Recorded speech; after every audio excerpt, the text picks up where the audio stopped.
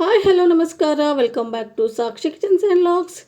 ನಾನು ಮಂಗಳವಾರ ಸಂಜೆಯಿಂದ ಲಾಗ್ನ ಶುರು ಮಾಡಿದ್ದೀನಿ. ಇವತ್ತು ಮಂಗಳವಾರ ಸಂಜೆ ಒಂದು ಸ್ವಲ್ಪ ಉಪ್ಪಿನಕಾಯಿ ಹಾಕಬೇಕಾಗಿತ್ತು, ಹಾಗೆ ಶುಂಠಿ ಬೆಳ್ಳುಳ್ಳಿ ಪೇಸ್ಟ್ನು ಸಹ ಮಾಡಬೇಕಾಗಿತ್ತು. ಹಾಗೆ ಇವತ್ತು ಒಂದು ಒಳ್ಳೆ ಆಂಧ್ರ ಸ್ಟೈಲಲ್ಲಿ ಪಾಲಕ್ ಚಟ್ನಿ ಮಾಡೋದನ್ನು ತೋರಿಸ್ತಾ ಇದ್ದೀನಿ. ಹಾಗಾಗಿ ವಿಡಿಯೋನ ಎಲ್ಲೂ ಸ್ಕಿಪ್ ಮಾಡ್ದೇ ಪೂರ್ತಿಯಾಗಿ ನೋಡಿ.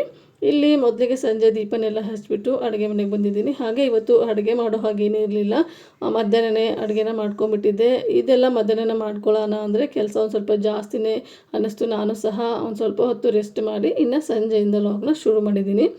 ಇನ್ನು ಒಂದು ಸೈಡು ಹಾಲನ್ನು ಸಹ ಬಿಸಿಗಿಟ್ಬಿಟ್ಟು ಉಪ್ಪಿನಕಾಯಿನ ಹಾಕೋಣ ಅಂತ ನೆಲ್ಲಿಕಾಯಿನ ಬೆಳಿಗ್ಗೆ ತೊಳೆದು ಈ ಥರ ಆರಕ್ಕಿಟ್ಟಿದ್ದೆ. ಅದರಲ್ಲಿ ನೀರಿನ ಅಂಶ ಇರಬಾರ್ದು ನೋಡಿ, ಹಾಗಾಗಿ ಇನ್ನು ಅದನ್ನು ಇಲ್ಲಿ ನೀಟಾಗಿ ತೆಗೆದುಬಿಟ್ಟು ಬಾಯ್ಲ್ ಮಾಡ್ಕೋಬೇಕಾಗುತ್ತೆ, ಹಬೆಯಲ್ಲಿ ಕುದಿಸ್ಕೋಬೇಕಾಗುತ್ತೆ. ಹಾಗಾಗಿ ಅದನ್ನು ಸಹ ರೆಡಿ ಮಾಡ್ಕೊತಾ ಇದ್ದೀನಿ. ಈ ರೆಸಿಪಿನ ಆಲ್ರೆಡಿ ನಾನು ಶೇರ್ ಮಾಡಿರೋದ್ರಿಂದ ಇಲ್ಲಿ ಈ ರೆಸಿಪಿನ ನಾನು ಶೇರ್ ಮಾಡ್ತಾಯಿಲ್ಲ. ನಿಮಗೇನಾದರೂ ಈ ಉಪ್ಪಿನಕಾಯಿ ರೆಸಿಪಿ ಬೇಕಾದರೂ ನನ್ನ ಚಾನಲಲ್ಲಿದೆ, ಒಂದು ಸರಿ ಹೋಗಿ ಚೆಕ್ ಮಾಡಿ. ಇನ್ನು ಹಾಗೆ ಒಂದು ಸೈಡು ನೆಲ್ಲಿಕಾಯಿನ ಬೇಯೋದಕ್ಕಿಟ್ಟು ಇವತ್ತು ಶುಂಠಿ ಬೆಳ್ಳುಳ್ಳಿ ಪೇಸ್ಟ್ ಮಾಡಬೇಕು ಅಂತ ಹೇಳಿದೆ ಅಲ್ವಾ, ಆ ಶುಂಠಿನೂ ಸಹ ಇಲ್ಲಿ ನೀಟಾಗಿ ಕಟ್ ಮಾಡ್ಕೊತಾ ಇದ್ದೀನಿ. ಇದನ್ನು ಸಹ ಅಷ್ಟೇ ಒಂದು 2 ಅವರು ನೀರಲ್ಲಿ ನೆನೆಸ್ಬಿಟ್ಟು ಅದನ್ನ ನೀಟಾಗಿ ತೊಳ್ಕೊಂಡ್ಬಿಟ್ಟು ಅದ್ರ ಮೇಲ್ಗಡೆ ಸಿಪ್ಪೆ ಎಲ್ಲ ನೀಟಾಗಿ ತೆಗೆದಿದ್ದೀನಿ. ಆ ಸಿಪ್ಪೆ ಎಲ್ಲ ಇದ್ದರೆ ಅಷ್ಟಾಗಿ ಚೆನ್ನಾಗಿರಲ್ಲ ಶುಂಠಿ ಬೆಳ್ಳುಳ್ಳಿ ಪೇಸ್ಟು. ಹಾಗಾಗಿ ಇನ್ನು ಬೆಳ್ಳುಳ್ಳಿನ ನಾನು ಮೊನ್ನೆನೇ ನೀಟಾಗಿ ಸಿಪ್ಪೆನೆಲ್ಲ ಬಿಡಿಸ್ಬಿಟ್ಟು ಇಟ್ಕೊಂಡ್ಬಿಟ್ಟಿದ್ದೆ.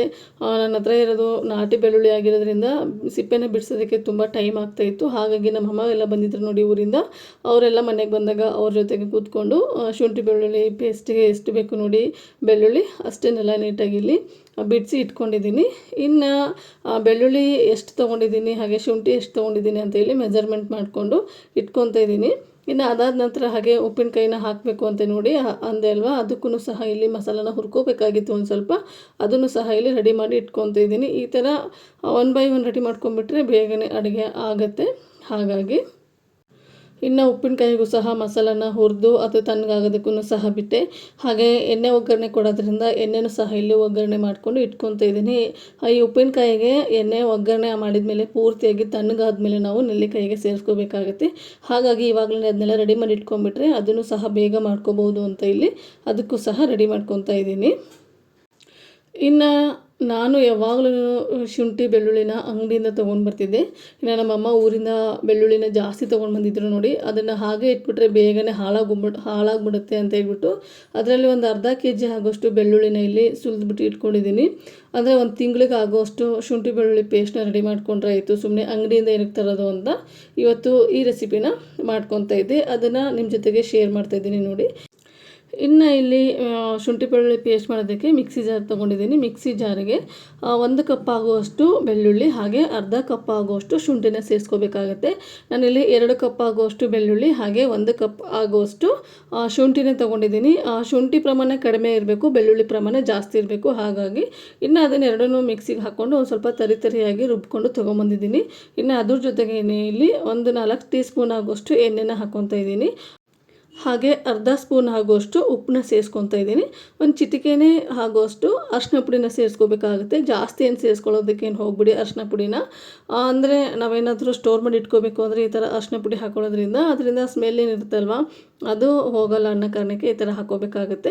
ಇನ್ನು ಅದನ್ನೆಲ್ಲ ಹಾಕ್ಕೊಂಡು ಇದನ್ನು ಪೂರ್ತಿಯಾಗಿ ಪೇಸ್ಟ್ ಮಾಡಿಕೊಂಡು ತೊಗೊಂಬಂದಿದ್ದೀನಿ. ಇವಾಗ ನೋಡ್ತಾ ಇರ್ಬೋದು ನೀವು ಇಲ್ಲಿ ಶುಂಠಿ ಬೆಳ್ಳುಳ್ಳಿ ಪೇಸ್ಟು ರೆಡಿ ಆಗೋಯಿತು.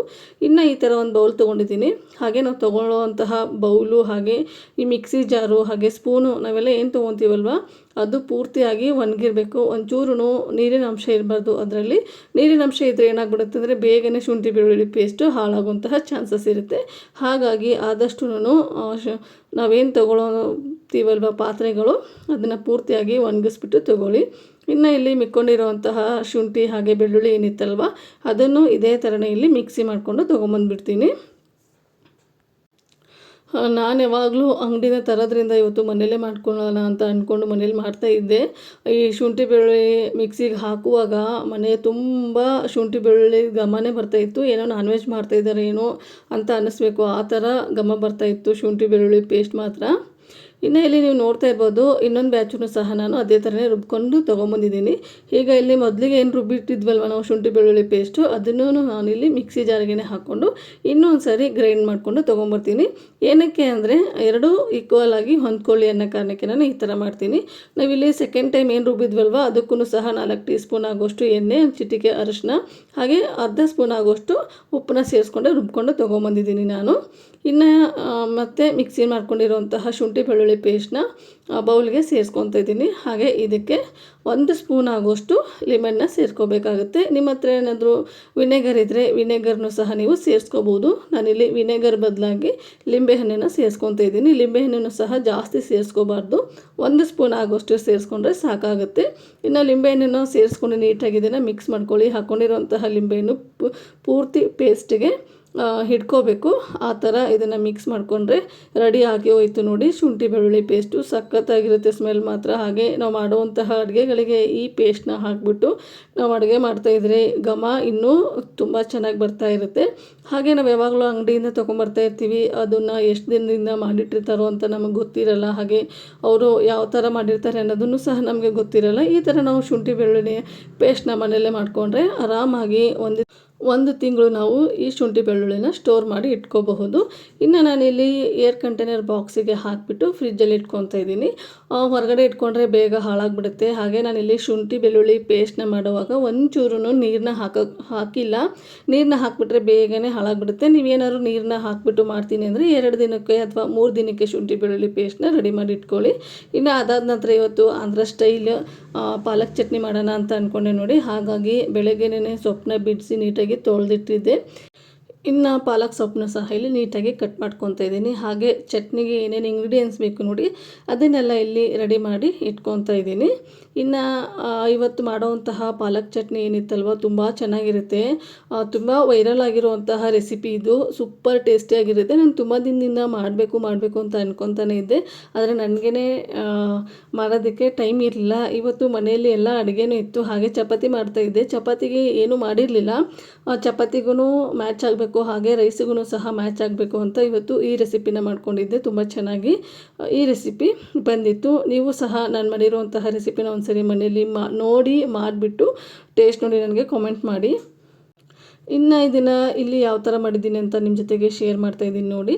ಮೊದಲಿಗೆ ಪಾಲಕ್ ಸೊಪ್ಪನ್ನೆಲ್ಲ ನೀಟಾಗಿ ಕಟ್ ಮಾಡಿ ಇಟ್ಕೊಂಡಿದ್ದಾಯಿತು. ಹಾಗೆ ಇದಕ್ಕೆ ಇವಾಗ ಒಂದೇ ಒಂದು ಈರುಳ್ಳಿನ ತೊಗೊಂಡಿದ್ದೀನಿ. ಹಾಗೆ 2 ನಾಟಿ ಟೊಮೆಟೊ ತೊಗೊಂಡಿದ್ದೀನಿ, 1 ಗೆಡ್ಡೆ ಬೆಳ್ಳುಳ್ಳಿ, ಹಾಗೆ 1 ಗೋಲಿ ಆಕಾರದಷ್ಟು ಹುಣಸೆಹಣ್ಣನ್ನು ತೊಗೊಂಡಿದ್ದೀನಿ. ಇದನ್ನೆಲ್ಲ ಮಿಕ್ಸಿ ಜಾರಿಗೆ ಹಾಕ್ಕೊಂಡು ರುಬ್ಕೋಬೇಕು. ಹಾಗಾಗಿ ನಾನು ಸಹ ಇಲ್ಲಿ ಮಿಕ್ಸಿ ಜಾರ್ ತೊಗೊಂಡಿದ್ದೀನಿ. ಹಾಗೆ ನಾನು ಇವತ್ತು ಶುಂಠಿ ಬೆಳ್ಳುಳ್ಳಿ ಪೇಸ್ಟ್ನ ಮಾಡಿದ್ದೆ ನೋಡಿ, ಅದೇ ಜಾರಲ್ಲೇ ನಾನು ಈ ಮಸಾಲೆನ ರುಬ್ಕೊತಾ ಇದ್ದೀನಿ. ಹೇಗಿದ್ರು ಶುಂಠಿ ಬೆಳ್ಳುಳ್ಳಿ ಇತ್ತಲ್ವ, ಇನ್ನು ಜಾರನ್ನ ತೊಳೆಯೋದೇನಕ್ಕೆ ಅಂತ ಇಲ್ಲಿ ಅದಕ್ಕೇ ಸೇರಿಸ್ಕೊತಾ ಇದ್ದೀನಿ. ಇನ್ನು ಇದಕ್ಕೆ ಒಂದು 1/4 ಟೀ ಸ್ಪೂನ್ ಆಗೋಷ್ಟು ಅರಿಶಿನ ಪುಡಿನ ಹಾಕ್ಕೊಂಡು ನಿಮಗೆ ಖಾರ ಎಷ್ಟು ಬೇಕು ನೋಡಿಬಿಟ್ಟು ನೀವು ಖಾರನ ಸೇರಿಸ್ಕೋಬೇಕಾಗುತ್ತೆ. ಹಾಗೆ ನಾನಿಲ್ಲಿ ಅರಿಶಿನ ಪುಡಿ ಹಾಕಿರೋ ಕ್ಲಿಪ್ಪಿಂಗು ಮಿಸ್ ಆಗಿಬಿಟ್ಟಿದೆ. ಇನ್ನು ಇಲ್ಲಿ ರುಬ್ಬೋದಕ್ಕೆ ಎಷ್ಟು ಬೇಕು ನೋಡಿ ಅಷ್ಟು ಉಪ್ಪನ್ನ ಸೇರಿಸ್ಕೊತಾ ಇದ್ದೀನಿ. ಇನ್ನು ಇದಕ್ಕೆ ನೀರೇನು ಸೇರಿಸ್ತೇನೆ, ಹಾಗೆ ಪೇಸ್ಟ್ನ ಮಾಡಿಕೊಂಡು ತೊಗೊಂಬರ್ಬೇಕಾಗತ್ತೆ. ಇನ್ನು ಇಲ್ಲಿ ಹಾಗೆ ಒಂದು ಸೈಡು ಒಗ್ಗರಣೆನೂ ಸಹ ರೆಡಿ ಮಾಡ್ಕೊತಾ ಇದ್ದೀನಿ. ಒಂದು ಬಾಣಲಿ ಇಟ್ಕೊಂಡಿದ್ದೀನಿ. ಬಾಣಲಿಗೆ ಒಂದು 4 ಟೀ ಸ್ಪೂನ್ ಆಗೋಷ್ಟು ಎಣ್ಣೆನ ಹಾಕ್ಕೊತಾ ಇದ್ದೀನಿ. ನೀವು ಇಲ್ಲಿ ಎಣ್ಣೆ ಜಾಸ್ತಿ ಬೇಕಂದರೆ ಎಣ್ಣೆ ಜಾಸ್ತಿನೂ ಸಹ ಹಾಕೋಬೋದು. ನಾನು ಕಡಿಮೆನೇ ಸೇರಿಸ್ಕೊತಾ ಇದ್ದೀನಿ. ಇನ್ನು ಎಣ್ಣೆ ಕಾದಾದ ನಂತರ 1 ಸ್ಪೂನ್ ಆಗುವಷ್ಟು ಉದ್ದಿನಬೇಳೆ, ಹಾಗೆ 1 ಸ್ಪೂನ್ ಆಗುವಷ್ಟು ಕಡಲೆಬೇಳೆನ ಹಾಕ್ಕೊಂಡಿದ್ದೀನಿ. ಅದಾದ ನಂತರ ಒಂದು ಅರ್ಧ ಸ್ಪೂನ್ ಜೀರಿಗೆ, ಹಾಗೆ ಒಂದು ಅರ್ಧ ಸ್ಪೂನ್ ಸಾಸಿವೆನ ಸೇರಿಸ್ಕೊತಾ ಇದ್ದೀನಿ. ಹಾಗೆ ಜೊತೆಗೆ ಕರಿಬೇವಿನ ಸೊಪ್ಪು, 1 ಮೆಣಸಿನ್ಕಾಯಿನೂ ಸಹ ಸೇರಿಸ್ಕೊತಾ ಇದ್ದೀನಿ. ಇಲ್ಲಿ ನಾನು ರುಬ್ಬೋದಕ್ಕೂ ಸಹ ಬೆಳ್ಳುಳ್ಳಿನ ಸೇರಿಸ್ಕೊಂಡಿದ್ದೀನಿ. ಹಾಗೆ ಇಲ್ಲಿ ಒಗ್ಗರಣೆಗೂ ಸಹ ಬೆಳ್ಳುಳ್ಳಿನ ಸೇರಿಸ್ಕೊತಾ ಇದ್ದೀನಿ. ಈ ಥರ ಬೆಳ್ಳುಳ್ಳಿ ಹಾಕ್ಕೊಳ್ಳೋದ್ರಿಂದ ಫ್ಲೇವರ್ ತುಂಬ ಚೆನ್ನಾಗಿ ಬರ್ತಾ ಇರುತ್ತೆ ಈ ಚಟ್ನಿದು. ಹಾಗಾಗಿ ಇನ್ನು ಇಲ್ಲಿ ಬೆಳ್ಳುಳ್ಳಿ ಎಲ್ಲ ನೀಟಾಗಿ ಫ್ರೈ ಆದ ನಂತರ ಇದಕ್ಕೆ ಒಂದು 1/4 ಟೀ ಸ್ಪೂನ್ ಆಗುವಷ್ಟು ಇಂಗನ್ನ ಸೇರಿಸ್ಕೋಬೇಕಾಗುತ್ತೆ. ಇಂಗಿನ ಒಗ್ಗರಣೆ ಕೊಟ್ಟರೆ ತುಂಬ ರುಚಿಯಾಗಿರುತ್ತೆ. ಹಾಗಾಗಿ ನಿಮಗೆ ಏನಾದರೂ ಇಂಗು ಬೇಡ ಅಂದರೆ ನೀವು ಇಲ್ಲಿ ಇಂಗನ್ನ ಸ್ಕಿಪ್ ಮಾಡ್ಬೋದು. ಇನ್ನು ಇದನ್ನು ನೀಟಾಗಿ ಫ್ರೈ ಆದ ನಂತರ ನಾವೇನಿಲ್ಲಿ ಮಸಾಲಾನ ರುಬ್ಬಿಟ್ಕೊಂಡಿದ್ವಲ್ಲ, ಈರುಳ್ಳಿ ಟೊಮೆಟೊ ಅದನ್ನೆಲ್ಲ ಇದಕ್ಕೆ ಸೇರಿಸ್ಕೊತಾ ಇದ್ದೀನಿ. ಇವಾಗ ನೋಡ್ತಿರ್ಬೋದು ನೀವು ನಾನಿಲ್ಲಿ ಯಾವ ಥರ ರುಬ್ಕೊಂಡು ತೊಗೊಂಬಂದಿದ್ದೀನಿ ಅಂತ. ಇನ್ನು ಪೂರ್ತಿಯಾಗಿ ಪೇಸ್ಟ್ನ ಸಹ ನಾನಿಲ್ಲಿ ಸೇರಿಸ್ಕೊಂಡು ಇದನ್ನು ಮಿಕ್ಸ್ ಮಾಡ್ಕೊತಾ ಇದ್ದೀನಿ. ಅಂದರೆ ನಾವು ಹಸಿಯಾಗಿ ರುಬ್ಬಿದ್ದೀವಿ ನೋಡಿ, ಅದರದ್ದು ಹಸಿ ವಾಸನೆ ಎಲ್ಲ ಹೋಗಬೇಕು. ಅಲ್ಲಿವರೆಗೂ ಇದನ್ನು ನೀಟಾಗಿ ಫ್ರೈ ಮಾಡ್ಕೋಬೇಕಾಗುತ್ತೆ. ಹಾಗೆ ಕೈ ಬಿಡದೇನೆ ಫ್ರೈ ಮಾಡಿ, ಯಾಕಂದರೆ ನಾವು ಇದಕ್ಕೆ ನೀರೇನು ಸೇರಿಸೋ ಹಾಗಿಲ್ಲ. ನೀರಿಲ್ಲದೆ ಇರೋ ಕಾರಣಕ್ಕೆ ಬೇಗನೆ ಸೀದೋಗುವಂತಹ ಚಾನ್ಸಸ್ ಇರುತ್ತೆ. ಹಾಗಾಗಿ ಒಂದು 2 ನಿಮಿಷಕ್ಕೆ ಇದನ್ನು ಈ ಥರ ಕೈ ಆಡ್ತಾನೆ ಇರಬೇಕಾಗುತ್ತೆ. ಇನ್ನು ಇದಕ್ಕೆ ನಾನಿಲ್ಲಿ ಧನಿಯಾ ಪುಡಿ ಹಾಗೆ ಜೀರಿಗೆ ಪುಡಿನ ಸೇರಿಸ್ಕೊತಾ ಇದ್ದೀನಿ. ನಿಮಗೆ ಬೇಡ ಅಂದರೆ ಇವೆರಡು ಪುಡಿನ ನೀವು ಸ್ಕಿಪ್ ಮಾಡ್ಕೋಬೋದು. ನಾನು ಇವೆರಡು ಪುಡಿನ ಸೇರಿಸಿರೋದ್ರಿಂದ ರುಚಿ ಇನ್ನೂ ಸ್ವಲ್ಪ ಚೆನ್ನಾಗಿತ್ತು. ಹಾಗಾಗಿ ಒಂದು ಅರ್ಧ ಸ್ಪೂನ್ ಆಗುವಷ್ಟು ಧನಿಯಾ ಪುಡಿ, ಒಂದು ಅರ್ಧ ಸ್ಪೂನ್ ಆಗುವಷ್ಟು ಜೀರಿಗೆ ಪುಡಿನ ಸೇರಿಸ್ಕೊಂಡಿದ್ದೀನಿ. ಜಾಸ್ತಿ ಏನು ಸೇರಿಸ್ಕೊಂಡಿಲ್ಲ. ಇನ್ನು ಎರಡನ್ನೂ ಸಹ ಹಾಕ್ಕೊಂಡು ನೀಟಾಗಿ ಇದನ್ನು ಮಿಕ್ಸ್ ಮಾಡ್ಕೋಬೇಕಾಗುತ್ತೆ. ಇನ್ನು ಇದು ಇವಾಗ ನೋಡೋದಕ್ಕೆ ಒಂದು ಸ್ವಲ್ಪ ತೆಳುವಾಗಿದೆ ಅಲ್ವಾ, ಅದರಲ್ಲಿರುವಂತಹ ನೀರಿನ ಅಂಶ ಎಲ್ಲ ಹೋಗಿ ಒಂದು ಸ್ವಲ್ಪ ಗಟ್ಟಿ ಆಗ್ತಾ ಬರುತ್ತೆ. ಆ ಟೈಮಲ್ಲಿ ನಾವು ಇದಕ್ಕೆ ಕಟ್ ಮಾಡಿ ಇಟ್ಕೊಂಡಿರೋಂತಹ ಪಾಲಕ್ನ ಸೇರಿಸ್ಕೋಬೇಕಾಗುತ್ತೆ. ನೀವೇನಾದರೂ ಎಣ್ಣೆ ಜಾಸ್ತಿ ಹಾಕಿದರೆ ಎಣ್ಣೆ ಬಿಟ್ಕೊಂಬರ್ತಾ ಇರುತ್ತೆ. ನೀವೇನಾದರೂ ಎಣ್ಣೆ ಕಡಿಮೆ ಹಾಕಿದರೆ ಅಷ್ಟಾಗಿ ಎಣ್ಣೆ ಬಿಟ್ಕೊಂಬರೋದಿಲ್ಲ. ಇವಾಗ ನೋಡ್ತಾ ಇರ್ಬೋದು ನೀವಿಲ್ಲಿ ಯಾವ ಥರ ರೆಡಿ ಆಗಿದೆ ಅಂತ ಹೇಳ್ಬಿಟ್ಟು. ಇವಾಗ ಇದಕ್ಕೆ ನಾನು ಕಟ್ ಮಾಡಿ ಇಟ್ಕೊಂಡಿರುವಂತಹ ಪಾಲಕ್ ಸೊಪ್ಪನ್ನ ಸೇರಿಸ್ಕೊತಾ ಇದ್ದೀನಿ. ನಾನಿಲ್ಲಿ 2 ಹೊತ್ತಿಗೆ ಮಾಡ್ತಾಯಿರೋದ್ರಿಂದ ಒಂದು ಅರ್ಧ ಕಟ್ಟು ಪಾಲಕ್ನ ಸೇರಿಸ್ಕೊಂಡಿದ್ದೀನಿ. ನೀವೇನಾದರೂ ಒಂದೇ ಹೊತ್ತು ಮಾಡ್ತಾಯಿದ್ರೆ ಜಾಸ್ತಿ ಏನು ಸೇರಿಸ್ಕೊಳ್ಳೋಕೆ ಹೋಗ್ಬಿಟ್ಟು ಕಡಿಮೆನೇ ಸೇರಿಸ್ಕೋಬೋದು. ಹಾಗೆ ನಾನು ತೊಗೊಂಡಿರೋಂತಹ ಪಾಲಕ್ ಕಟ್ಟು ತುಂಬಾ ದಪ್ಪದಾಗಿತ್ತು. ಹಾಗಾಗಿ ಇಲ್ಲಿ ಅರ್ಧ ಕಟ್ಟನ್ನ ಸೇರಿಸ್ಕೊತಾ ಇದ್ದೀನಿ. ಇನ್ನು ಇದನ್ನು ಪೂರ್ತಿಯಾಗಿ ಮಿಕ್ಸ್ ಮಾಡಿಕೊಂಡು ಫ್ರೈ ಮಾಡ್ಕೋಬೇಕಾಗತ್ತೆ. ನೀವು ನೋಡ್ತಾ ಇರ್ಬೋದು ಇವಾಗ ನಾನು ಪಾಲಕ್ ಸೊಪ್ಪು ಹಾಕ್ದಾಗ ಎಷ್ಟಿತ್ತು, ಇವಾಗ ಅದು ಬೇಯ್ತಾ ಪೂರ್ತಿಯಾಗಿ ಕರ್ಗೋಗಿದೆ. ಇನ್ನು ಇಲ್ಲಿ ಪೂರ್ತಿಯಾಗಿ ಇದು ಬೆಂದ್ಕೊಂಡ್ಮೇಲೆ ಇದಕ್ಕೆ ಇವಾಗ ರುಚಿಗೆ ತಕ್ಕಷ್ಟು ಉಪ್ಪನ್ನ ಸೇರಿಸ್ಕೋಬೇಕಾಗತ್ತೆ. ನಾವು ಆವಾಗಲೇ ಮಸಾಲೆ ರುಬ್ಬುವಾಗಲೂ ಒಂದು ಸ್ವಲ್ಪ ಉಪ್ಪನ್ನ ಸೇರಿಸ್ಕೊಂಡಿದ್ದೀವಿ. ಇಲ್ಲಿ ನೋಡಿಬಿಟ್ಟು ನೀವು ರುಚಿನ ಉಪ್ಪನ್ನ ಸೇರಿಸ್ಕೊಳ್ಳಿ. ನಾನು ಉಪ್ಪು ಹಾಕಿದ್ದೆ ಅಲ್ವಾ, ಅದು ಕಡಿಮೆ ಅಂತ ಅನ್ನಿಸ್ತು. ಹಾಗಾಗಿ ನಾನಿಲ್ಲಿ ಇದಕ್ಕೆ ಇನ್ನೂ ಒಂದು ಸ್ವಲ್ಪ ಉಪ್ಪನ್ನ ಸೇರಿಸ್ಕೊತಾ ಇದ್ದೀನಿ. ಇನ್ನು ಇದನ್ನು ನೀಟಾಗಿ ಮಿಕ್ಸ್ ಮಾಡಿ ಒಂದು 5 ನಿಮಿಷ ಇದನ್ನು ಹಾಗೇ ಫ್ರೈ ಮಾಡ್ಕೊಳ್ಳಿ. ಹಾಗೆ ಸೈಡಲ್ಲಿ ಎಣ್ಣೆ ಬಿಟ್ಕೊಂಬರ್ತಾ ಇರುತ್ತೆ. ನಾನು ನಿಮಗೆ ಆವಾಗಲೇ ಹೇಳ್ದಂಗೆ ಎಣ್ಣೆ ಜಾಸ್ತಿ ಹಾಕಿದಾಗ ಎಣ್ಣೆ ಮೇಲ್ಗಡೆ ತೇಲಿ ಬರುತ್ತೆ. ನಾವೇನಾದರೂ ಕಡಿಮೆ ಹಾಕಿದರೆ ಅಷ್ಟಾಗೇನು ಕಾಣಿಸೋದಕ್ಕೇನು ಹೋಗೋಲ್ಲ. ನಾನು ಇದನ್ನು ತುಪ್ಪದ ಜೊತೆಗೆ ತಿನ್ನೋದ್ರಿಂದ ಇಲ್ಲಿ ಎಣ್ಣೆನೇ ಜಾಸ್ತಿ ಏನು ಹಾಕೋದಕ್ಕೇನು ಹೋಗಿಲ್ಲ. ಇನ್ನು ಲಾಸ್ಟಲ್ಲಿ ಕೊತ್ತಂಬರಿ ಸೊಪ್ಪನ್ನ ಸೇರಿಸ್ಕೊಂಡ್ಬಿಟ್ರೆ ಸಖತ್ ಟೇಸ್ಟಿಯಾಗಿರುವಂತಹ ಆಂಧ್ರ ಸ್ಟೈಲ್ ಪಾಲಕ್ ಚಟ್ನಿ ರೆಡಿ ಆಯಿತು ಅಂತಲೇ. ಬಿಸಿ ಅನ್ನದ ಜೊತೆಗೆ ತುಪ್ಪ ಹಾಕ್ಕೊಂಡು ತಿಂತಾಯಿದ್ರೆ ಅದರಲ್ಲಿರೋಂತಹ ಮಜಾನೇ ಬೇರೆ. ಅದ್ರ ಜೊತೆಗೆ ಒಂದು ಸ್ವಲ್ಪ ಹಪ್ಪಳನೋ ಅಥವಾ ಸಂಡಿಗೆನೋ ಇದ್ರಂತೂ ಇನ್ನೂ ಮಜಾ ಇರುತ್ತೆ. ಇನ್ನು ಇದನ್ನು ಲಿಡ್ನ ಕ್ಲೋಸ್ ಮಾಡಿ ಒಂದು 5 ನಿಮಿಷ ಬಿಟ್ಬಿಟ್ಟು ನಾನಿಲ್ಲಿ ಊಟಕ್ಕೆ ಸರ್ವ್ ಮಾಡ್ತಾಯಿದ್ದೀನಿ. ನನ್ನ ಮಗಳು ತುಂಬ ಹೊಟ್ಟೆ ಹಸಿವು ಅಂತ ಇದ್ಲು. ಹಾಗಾಗಿ ಅವಳಾದರೂ ಟೇಸ್ಟ್ ನೋಡ್ತಾಳಲ್ಲ ಅಂತ ಹೇಳ್ಬಿಟ್ಟು ಒಂದು ಸ್ವಲ್ಪ ರೈಸಿಗೆ ತುಪ್ಪನ ಹಾಕಿಬಿಟ್ಟು ಈ ಚಟ್ನಿನ ಹಾಕಿ ಕೊಟ್ಟು ತಿನ್ನಿಸ್ತಾ ಇದ್ದೆ. ಈ ಕೈ ತೂತೆಲ್ಲ ಕೊಡುವಾಗ ರುಚಿ ಇರುತ್ತಲ್ವ, ತುಂಬ ಚೆನ್ನಾಗಿರುತ್ತೆ. ನನ್ನ ಮಕ್ಕಳಿಗೆ ಕೈ ತೂತು ಅಂದರೆ ತುಂಬಾ ಇಷ್ಟ. ಈ ಥರ ಮಾಡಿದ್ದೆ ನೋಡಿ, ಇಬ್ಬರಿಗೂ ಇಲ್ಲಿ ಕೈ ತೂತು ಕೊಟ್ಟು ಇವತ್ತು ಊಟ ಮಾಡಿಸ್ದೆ ಈ ಚಟ್ನಿಯಿಂದ. ಇನ್ನು ನೋಡ್ತಾ ಇರ್ಬೋದು ನೀವಿಲ್ಲಿ ನಾನಿಲ್ಲಿ ಯಾವ ಥರ ಸರ್ವ್ ಮಾಡಿದ್ದೀನಿ ಅಂತ ಹೇಳ್ಬಿಟ್ಟು. ಇದನ್ನು ನೋಡ್ತಾ ಇದ್ದರೆ ತುಂಬ ನನಗೆ ಆಸೆ ಆಗ್ತಾಯಿತ್ತು, ನಾನು ತಿನ್ಕೊಂಬಿಡ್ಲಾ ಅಂತ ಹೇಳ್ಬಿಟ್ಟು. ಅಷ್ಟು ಅದ್ರದ್ದು ಪರಿಮಳ ಹಾಗೆ ತುಪ್ಪ ಹಾಕಿರೋದ್ರಿಂದ ಘಮ ತುಂಬ ಚೆನ್ನಾಗಿ ಬರ್ತಾಯಿತ್ತು. ಇನ್ನು ಇಲ್ಲಿ ನಾನು ಸಹ ಒಂದು ತುತ್ತನ್ನು ಟೇಸ್ಟ್ ಮಾಡಿ ನೋಡಿದೆ, ತುಂಬ ರುಚಿಯಾಗಿತ್ತು. ಬಿಸಿ ಬಿಸಿ ಅನ್ನಕ್ಕೆ ಈ ಥರ ಚಟ್ನಿನ ಮಾಡ್ಕೊಂಡು ತಿನ್ನಿ, ತುಂಬಾ ರುಚಿಯಾಗಿರುತ್ತೆ. ಇನ್ನು ಅವರಿಗಿಬ್ರಿಗೂ ಒಂದು ಸ್ವಲ್ಪ ಕೈ ತೂತನ್ನ ತಿನ್ನಿಸಿದ ಮೇಲೆ ಮತ್ತು ನಾನು ಉಪ್ಪಿನಕಾಯಿನ ಹಾಕಬೇಕು ಅಂತ ಅಂದ್ಕೊಂಡಿದ್ದೆ ನೋಡಿ. ಅದಕ್ಕೆ ಪೌಡರ್ ಎಲ್ಲ ರೆಡಿ ಮಾಡಿ ಇಟ್ಕೊಂಡಿದ್ದೆ. ಇನ್ನು ಅದಕ್ಕೆ ಮಸಾಲಾನ ಕೂಡಿಸ್ಕೊಂಡ್ಬಿಟ್ರೆ ಉಪ್ಪಿನಕಾಯಿನೂ ಸಹ ರೆಡಿಯಾಗಿ ಹೋಗುತ್ತೆ. ಹಾಗಾಗಿ ಇಲ್ಲಿ ಅದನ್ನು ಪ್ರಿಪೇರ್ ಮಾಡ್ಕೊತಾ ಇದ್ದೀನಿ. ಈ ರೆಸಿಪಿನ ಆಲ್ರೆಡಿ ನಾನು ಶೇರ್ ಮಾಡಿರೋದ್ರಿಂದ ಇವತ್ತು ಉಪ್ಪಿನಕಾಯಿ ರೆಸಿಪಿನ ನಾನೇನು ಶೇರ್ ಮಾಡ್ತಾಯಿಲ್ಲ. ನಿಮ್ಗೇನಾದರೂ ಈ ರೆಸಿಪಿ ಬೇಕಂದರೆ ನನ್ನ ಚಾನಲಲ್ಲಿ ಇದೆ, ಒಂದು ಸಾರಿ ಹೋಗಿ ನೀವು ಚೆಕ್ ಮಾಡ್ಬೋದು.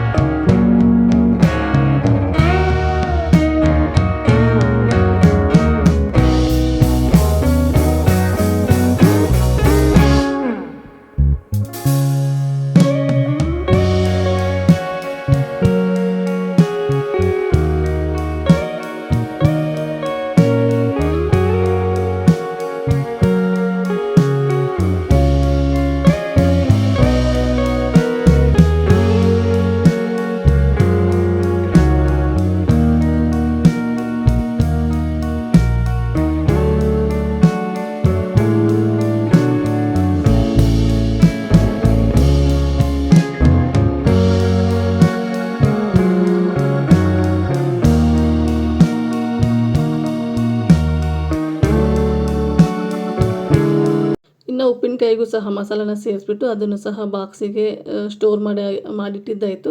ಇನ್ನು ಒಂದು 3 ದಿನ ಆದ ನಂತರ ಉಪ್ಪಿನಕಾಯಿ ರೆಡಿ ಆಗೇ ಹೋಗುತ್ತೆ. ಇನ್ನು ಹಾಗೆ ಬೆಳಿಗ್ಗೆ ಚಪಾತಿ ಮಾಡಿದ್ದೆ, ಅದೇ ಹಿಟ್ಟು ಇತ್ತು, ಒಂದು 5 ಚಪಾತಿ ಆಗುವಷ್ಟಿತ್ತು. ಇನ್ನು ಇಲ್ಲಿ ಆ ಚಪಾತಿನೂ ಸಹ ರೆಡಿ ಮಾಡ್ಕೊತಾ ಇದ್ದೀನಿ. ಇನ್ನು ಇವತ್ತಿನ ರಾತ್ರಿ ಊಟ ಮಾತ್ರ ಸಿಂಪಲ್ ಆಗಿದ್ರು, ತುಂಬ ಟೇಸ್ಟಿಯಾಗಿತ್ತು. ಹಾಗೆ ಇವತ್ತಿನ ವ್ಲಾಗ್ನ ಇಲ್ಲಿಗೆ ಎಂಡ್ ಮಾಡ್ತಾ ಇದ್ದೀನಿ. ನಾನು ಮಾಡಿರುವಂತಹ ವ್ಲಾಗು, ನಾನು ಮಾಡಿರುವಂತಹ ರೆಸಿಪಿ ನಿಮಗೇನಾದರೂ ಇಷ್ಟ ಆದರೆ ಪ್ಲೀಸ್ ಲೈಕ್ ಮಾಡಿ, ಶೇರ್ ಮಾಡಿ, ಕಾಮೆಂಟ್ ಮಾಡಿ. ಹಾಗೆ ಇನ್ನೂ ಯಾರು ನನ್ನ ಚಾನಲ್ನ ಸಬ್ಸ್ಕ್ರೈಬ್ ಮಾಡಿಲ್ಲ ಪ್ಲೀಸ್ ಸಬ್ಸ್ಕ್ರೈಬ್ ಮಾಡ್ಕೊಂಡು ನೋಡಿ. ನಿಮ್ದೊಂದು ಸಬ್ಸ್ಕ್ರೈಬು ನನಗೆ ತುಂಬಾ ಇಂಪಾರ್ಟೆಂಟ್ ಆಗುತ್ತೆ. ಹಾಗೆ ನಿಮ್ಮ ಫ್ಯಾಮಿಲಿ ಆ್ಯಂಡ್ ಫ್ರೆಂಡ್ಸಿಗೂ ಸಹ ಈ ವಿಡಿಯೋನ ಶೇರ್ ಮಾಡಿ. Thank you.